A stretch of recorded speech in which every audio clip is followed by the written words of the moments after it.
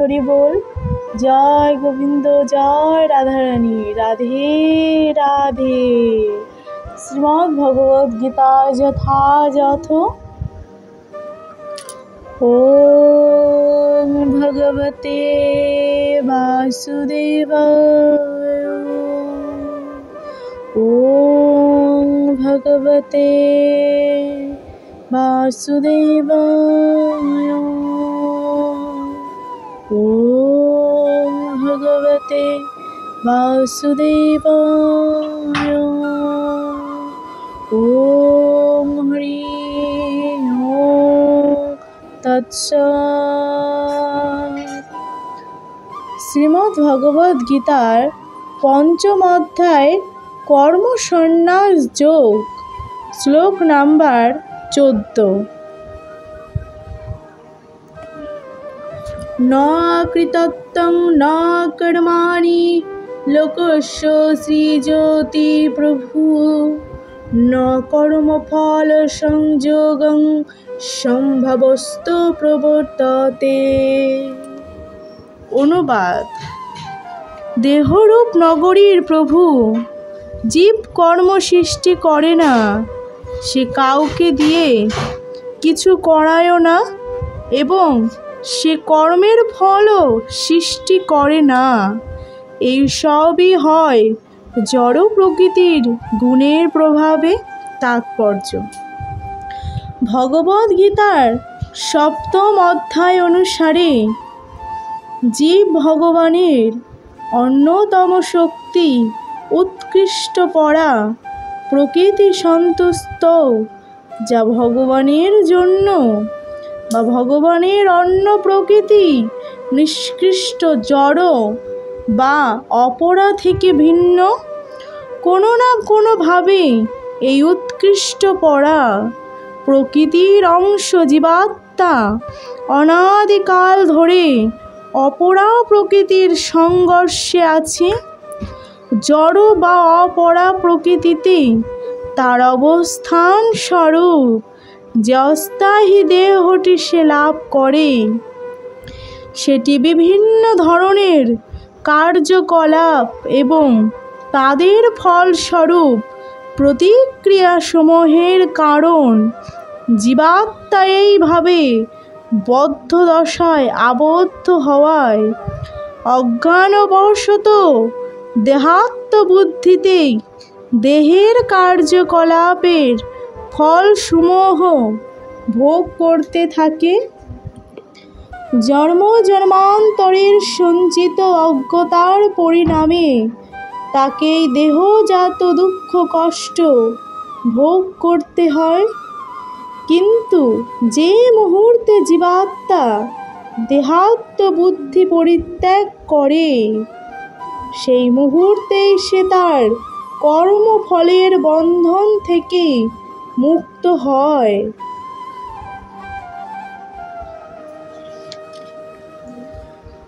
যতক্ষণ সেই দেহরূপ নগরীতে সে বাস করে, ততক্ষণ তাকে সেই দেহটির অধীশ্বর বলে মনে হয়। কিন্তু প্রকৃতপক্ষে সে তার দেহের অধীশ্বরও নয় এবং তার কর্মফলের কর্তাও নয়। সে কেবল ভবসমুদ্রে নিমজ্জমান জীবন সংগ্রামে বিধ্বস্ত জীব মাত্র। ভবসমুদ্রের উত্তাল তরঙ্গগুলি তাকে ভাসিয়ে নিয়ে চলেছে এবং তাদের নিয়ন্ত্রণ করবার কোনো শক্তি তার নেই। চিন্ময় কৃষ্ণ ভাবনামৃত রূপ তরুণীর আশ্রয় গ্রহণ করলে সে এই ভবসমুদ্র পার হতে হয়। সেটি কেবল সমস্ত দুর্যোগ থেকে তাকে রক্ষা করতে পারে। হরে কৃষ্ণ, রাধে রাধে। শ্লোক নাম্বার 15। না দত্ত কস্যচিৎ পাপং ন চৈব সুকৃতং বিভুং অজ্ঞানেন বৃত্তং জ্ঞানং তেন মুহন্তি বিজন্তব। অনুবাদ। ভগবান জীবের পাপ অথবা পুণ্য কিছুই গ্রহণ করেন না। অজ্ঞানের দ্বারা প্রকৃত জ্ঞান আবৃত হওয়ার ফলে দেহধারী জীবসমূহ মহাচ্ছন্ন হয়ে পড়ে। তাৎপর্য: সংস্কৃত ভাষায় বিভু শব্দটির অর্থ হচ্ছে পরমেশ্বর ভগবান, যিনি অনন্ত জ্ঞান, শ্রী যশ, বীর্য, ঐশ্বর্য, বৈরাগ্যে পরিপূর্ণ। তিনি সর্বদাই আত্মতৃপ্ত। পাপ ও পুণ্য তাকে কখনোই প্রভাবিত করতে পারে না। তিনি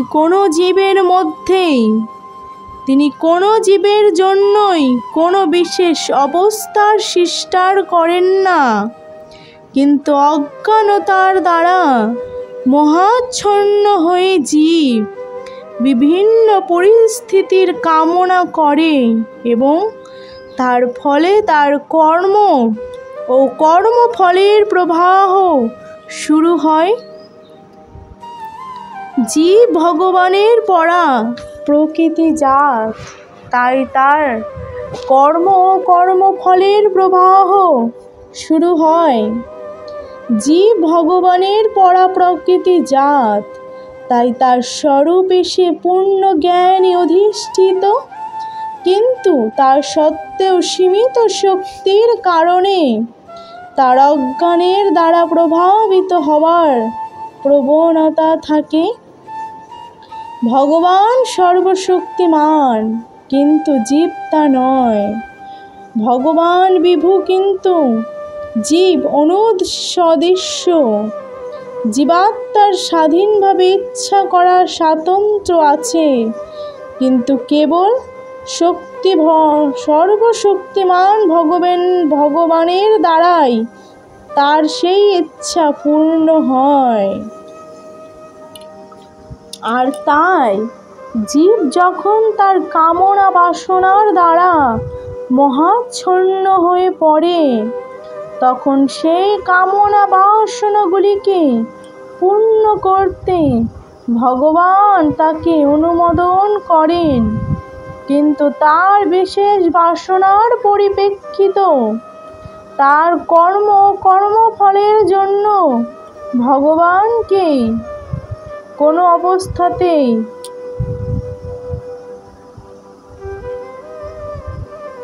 দায়ী নন। বিভ্রান্ত হয়ে জীব তাই তার জড় দেহটিকেই তার স্বরূপ বলে মনে করে এবং অনন্ত সুখ দুঃখ ভোগ করতে থাকে। পরমাত্মারূপে ভগবান প্রতিটি জীবের নিত্য সহচর। ফুলের কাছে গেলে যেমন তার গন্ধ পাওয়া যায়, তেমনি আমাদের খুব কাছে আছেন বলেও ভগবানও আমাদের অন্তরের সমস্ত কামনা বাসনাগুলির কথা জানেন। কামনা বাসনাগুলি জীবের বন্ধনের সূক্ষ্ম রূপ। জীব যেভাবে কামনা করে, ভগবানও ঠিক সেইভাবেই তার যথাযোগ্য পূর্তি বিধান করে থাকেন।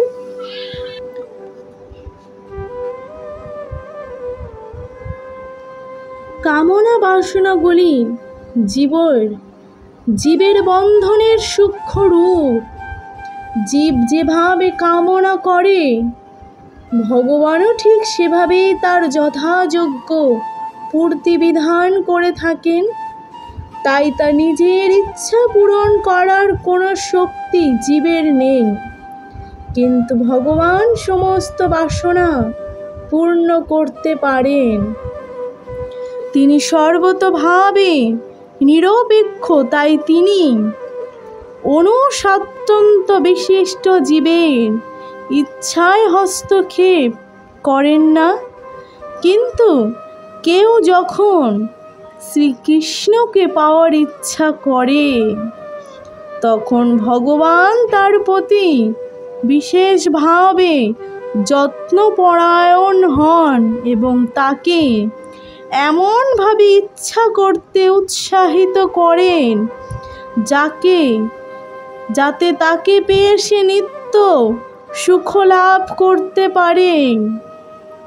তাই বৈদিক মন্ত্রে বলা হয়েছে, এষু হেব্য সাধু কর্ম কারয়তি তং যমেভ্য লোক্যভ্য উন্নিশতে। এষু সাধু কর্ম কারয়তি যমোধনিশতে। অর্থাৎ ভগবান জীবকে সৎকর্মে প্রবৃত্ত করেন যাতে তার উন্নতির সাধন হয়। তিনি জীবকে অসৎ কর্মে প্রবৃত্ত করেন যাতে সে নরকগামী হয়। কৈশিয়তৌকি উপনিষদ 3:8 শ্লোকে বলা হয়েছে, অজ্ঞ জন্তুর নিশয় হয় মাতরং সুখ দুঃখয়ং ঈশ্বর প্রেরিত গচ্ছেতং স্বর্গবাস ভ্রমেব চ। সুখ ও দুঃখের ওপর জীব সর্বতোভাবে নির্ভরশীল। বায়ু যেমন মেঘকে চালিত করে, তেমনি ভগবানের ইচ্ছার ফলে জীব স্বর্গে অথবা নরকে গমন করে। তাই দেহধারী জীব অনন্তকাল ধরে কৃষ্ণ বিমুখ হয়ে থাকার বাসনা করার ফলে মোহাচ্ছন্ন হয়ে থাকে। তাই সে স্বরূপে সচিদানন্দময় হলেও তার সত্তা ক্ষুদ্র হবার ফলে সে ভগবানের দাসত্ব রূপ তার স্বরূপ বিস্মৃত হয় এবং এভাবে সে অবিদ্যার দ্বারা আবদ্ধ হয়ে পড়ে আর অজ্ঞানের দ্বারা আচ্ছন্ন হয়ে সে বলে যে তার ভববন্ধনের জন্য ভগবানই দায়ী। এটি প্রতিপন্ন করে বেদান্ত সূত্রে 2:1-34 শ্লোকে বলা হয়েছে, বৈষম্য নৈঘিন্যেন সাপেক্ষ আত্মাং তথা হি দর্শয়িতে। অর্থাৎ যদিও সেই রকম মনে হয়, কিন্তু ভগবান কাউকে ঘৃণা করেন না বা ভালোবাসেন না। তিনি এক চোখেই একইভাবে সবাইকেই একইভাবে ভালোবাসেন, একইভাবে দেখেন। হরে কৃষ্ণ, রাধে রাধে, গৌর হরি হরি বল।